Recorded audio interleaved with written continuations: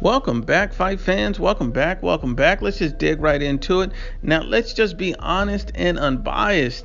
The LDBC hates on DAZN.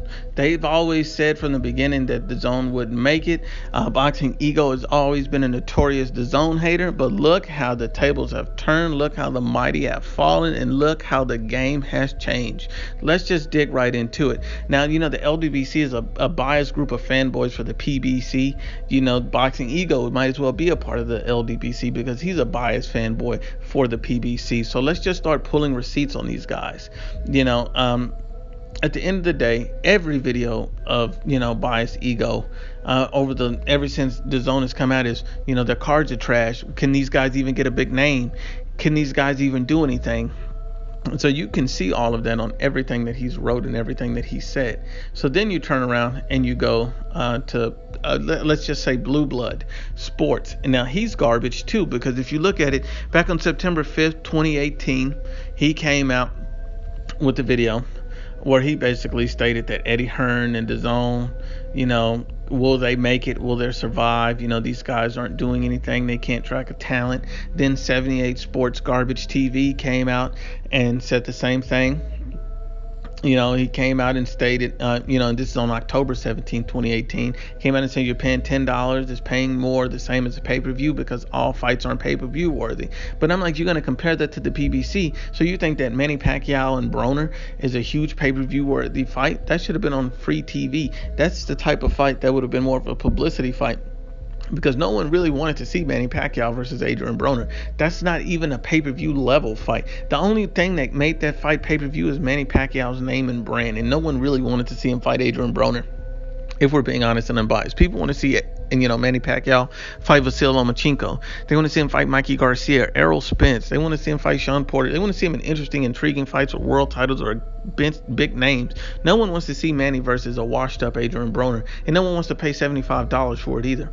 Deontay Wilder versus Dominic Breazeale is talked about as the next Showtime pay-per-view. Who wants to see that at pay-per-view for $75? That is a garbage fight. No one wants to see that type of fight for pay-per-view. That should be on free TV. Why are these not Showtime fights or Fox fights? Why are these fights being put on pay-per-view? But he doesn't mention these things. This is the type of guy that comes out and trashes DAZN, and at the end of the day is just fanboying for the PBC. Dante's Bias Nation comes out of last year in October stating that Canelo Alvarez is this $365 million DAZN deal worth it? Is DAZN really going to be worth that the money and everything? Because we don't know if Canelo Alvarez is going to fight the best. And you see Canelo Alvarez is already fighting Danny Jacobs, but we all know Dante's theory of who's the best, and that's Jamal Charlo at 160 pounds. And we all know that Jamal Charlo's accomplished nothing. Jamal Charlo's is basically an unproven fighter, a guy who's done nothing and accomplished nothing at 160 pounds. So let's be honest and unbiased about that.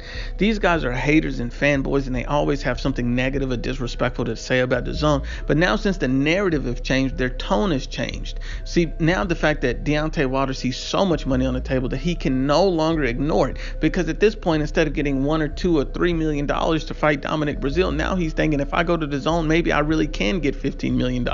And a lot of these narratives have changed with boxing, bias, ego, the LDBC fangirls. And let me tell you what that narrative is, and don't let these guys pull the wool over your eyes, because these guys said DAZN will fail, Eddie Hearn will fail, Matchroom will fail, and these guys are all thriving. And their new narrative now is, well, Eddie Hearn won't sign him.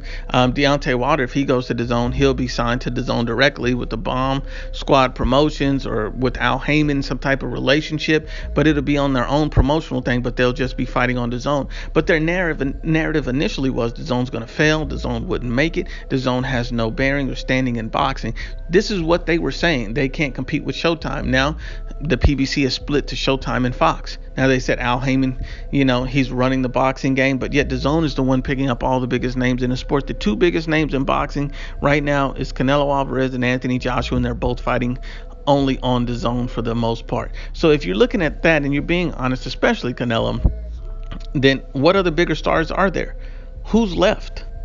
That's what you have to understand. And then the fact that Showtime and Fox are both having to host pay-per-view for their best fights, this makes DAZN even better, because you're getting a pay-per-view worthy fight versus Canelo and Danny Jacobs, a top elite level fight. And Canelo, it's already stated that he's planning on fighting 3 times this year. So you might get a Canelo Triple G trilogy, you might get a Canelo Demetrius Andre, and a Canelo Danny Jacobs all in 1 year. That is a great deal for your DAZN subscription. But then when you look at these haters, they change the narrative, and their new narrative now is, but they're not signed with Eddie Hearn. Who cares if they're signed with Eddie Hearn? As a boxing fan, who cares? At the end of the day, Deontay Wilder's going to have to make a deal with Eddie Hearn if he wants to fight Anthony Joshua. At the end of the day, these guys should all be working together anyway. So who cares if these guys are all aligned on Matchroom or if they have their own promotion? The point blank period is, they're going to be fighting on DAZN, an app where you said was garbage, that LDBC fangirls said wouldn't make it. They've said that the DAZN app was trash. They said none of the top fighters will ever fight there. They're going to fold within 6 months. They said they can't attract big names. This is Boxing Bias Ego coming out reporting this garbage week after week after week when DAZN launched. This is the LDBC fangirls saying we'll never support this app. We'll never download this app. Wilder will never fight on this app. And look, here we are, and you seeing DAZN signing Triple G, Canelo Alvarez, Danny Jacobs, all these big massive names to fight on the DAZN app, working with other promotional companies, making boxing great. And at this point, you see Al Heyman, Deontay Wilder, and Shelly Finkel having to meet with DAZN executive just to try to make these deals work. Because at the end of the day, if we're being honest and unbiased, all these haters preach a lot of fanboy rhetoric, but at the end of the day, the real truth is you're going to have to work with other guys if you want to fight the best, if you want to get the best paydays. These guys are haters. So this just proves that if you're listening to their platforms, you've taken anything they're saying seriously, these guys are fanboys, and you got to be a fanboy too to even listen to that garbage. You gotta tune it out. You know, I keep getting requests to do these videos to expose these guys. So if I'm going to expose them, I'm going to expose them right. Because at the end of the day, there's no excuse for these guys to hate on DAZN month after month, day after day, week after week, but then turn around in the moment that Deontay Wilder's in negotiation with DAZN, start kissing their ass. But once again, unbiased, as always, it's the IBFP. Please share, like, and you must absolutely subscribe.